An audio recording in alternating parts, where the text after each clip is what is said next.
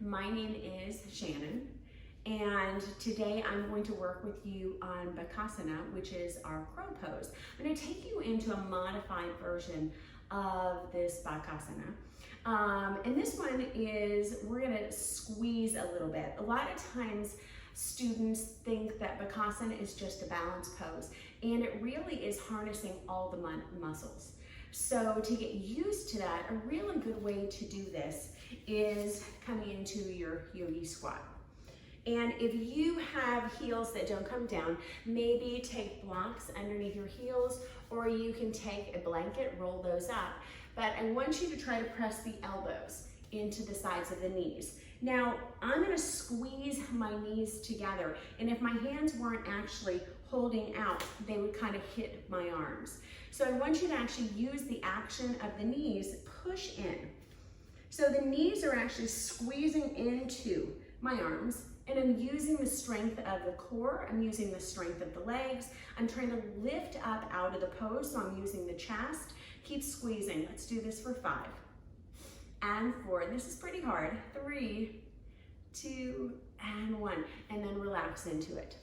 So you're gonna wanna do that like about 3 or 4 times. Really squeeze in, use the strength of the legs. So as you come up, you're gonna straighten the arms, and you're gonna press the arms in. Now I'm gonna have you rise up onto the toes. If you have limitations on the heels, you can, again, bring blocks or a blanket underneath, but I don't want your butt up here, I want your butt down here. So I'm gonna bring the knees to the outside of my triceps, and I'm gonna squeeze in. I don't want you to squeeze into the elbows, so I want you to keep it up towards the shoulders as much as you can. Now the arms are gonna be bent, the elbows are actually pulling slightly down, and I'm pushing the forearms slightly away. So if you have a strap, you can even take a strap around the arms and use that, and that really helps. So I'm gonna press the fingers down, fingers face forward, and I want you to squeeze the knees in, just like we did. And I'm squeezing and pushing the arms into the knees. Push the arms into the knees, stay here 5 and 4, 3, 2, and 1. Coming down.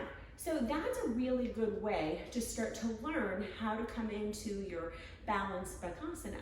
So that would be kind of your step 1. Once you know that you've got this strength in the abdomen, then it's just a matter of shifting the weight forward. So again, I'm squeezing everything in. I'm pulling the forearms in this time, drawing the navel in, reaching the chest forward, taking the toes up. And you're gonna squeeze the heels towards the bottom, squeeze everything in, using the strength of the legs, staying here for a few breaths. And then when you're comfortable, you're gonna keep squeezing that belly in.